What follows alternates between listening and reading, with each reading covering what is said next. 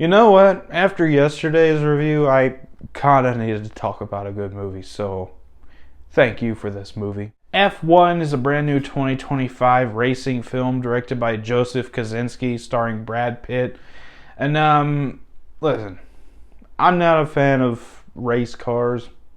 You show me NASCAR, I'm going to be bored to death. I'm going to be on my phone or sleeping within 15 minutes. And before I got married, when I was only dating my wife, I'd go over to her house every weekend, and her parents would always want to watch NASCAR every Sunday.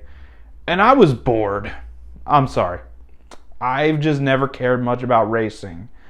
Formula One, same issue with NASCAR. But, I don't know. A racing movie just kind of seems to always pique my interest for some reason. Cars from Pixar, Ford versus Ferrari, Talladega Nights, Days of Thunder, all pretty good movies in my opinion. So, a Formula One movie starring Brad Pitt, okay, I'll bite. And Joseph Kosinski, fantastic director. So, I was excited regardless to see this movie. So, let's start this review off with the good. And yeah, this is another movie to add to great racing movies. Brad Pitt leads this movie, and he's absolutely phenomenal. I am a fan of Brad Pitt. I've always enjoyed a performance from him, and this movie's really no exception. I really enjoyed what he brought to this movie. I like how we get glimpses of his backstory in this movie, showing why he's a little apprehensive of joining Formula One. Really enjoyed his character arc. Damson Idris as well. I really liked him here. I don't think I've seen him in anything else. But yeah, I really enjoyed what he did here. I loved his back and forth with Brad Pitt. Great humor there with their rivalry turned friendship in the movie. Loved him here. I'd love to see him in more stuff. Javier Bardem. He's the final build main character in this movie, but he's in it quite a bit. Shea Wiggum is billed before this guy, and yet he's only in one scene where Javier Bardem is most definitely a supporting role. And I enjoyed Javier Bardem. I've always liked him as an actor, so it was really good to see him. I loved his relationship with Brad Pitt. I thought that they worked very well together. You can definitely buy the friendship between these two characters. Finally, last character I want to talk about is Kerry Condon. I liked her as well. She's pretty much the team lead of this F1 crew that Brad Pitt's working with, and I really enjoyed what she brought to this movie. I like Kerry Condon as an actress.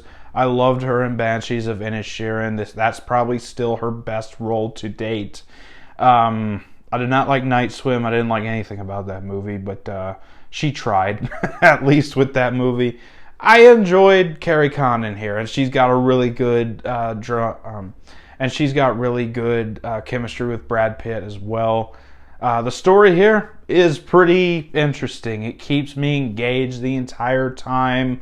Like I said, I don't know what it is about racing movies versus actually watching racing, but this movie just keeps my interest. Even for the over 2.5 hour long runtime, I was interested from beginning to end watching this movie. I love seeing the inside world of Formula One, how it operates, all the guidelines Formula One crews and drivers have to follow.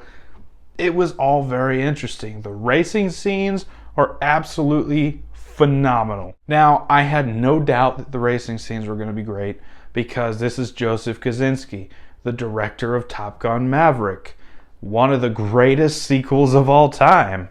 So I was very enthralled with the racing scenes. It definitely feels very Top Gun Maverick with the racing scenes. Love that. I absolutely love these scenes. The drama and the humor throughout this movie.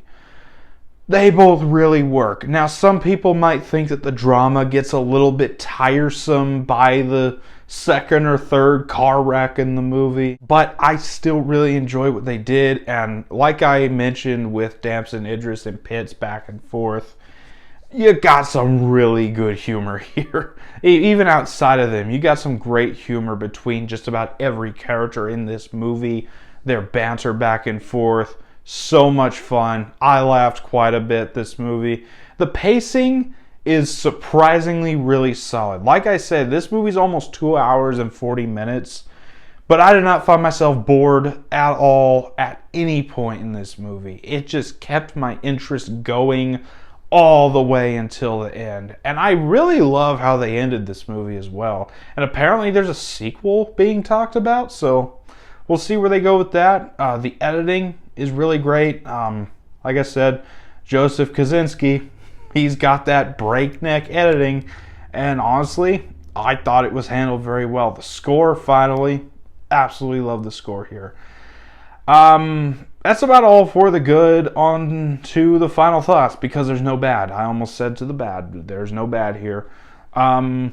I love this movie. Listen, Sinners is undefeatable. That is probably not going to get topped as my favorite movie of the year, but this movie came damn close. I love this movie. That's how much I loved it. F1 is a fantastic movie. It's probably my favorite racing movie of all time now, and I'm going to give it a 10 out of 10. That was my thoughts on F1. What do you think about this movie if you've seen it? As always, if you enjoyed this video, don't forget to like, comment, subscribe, and I'll see you all next time.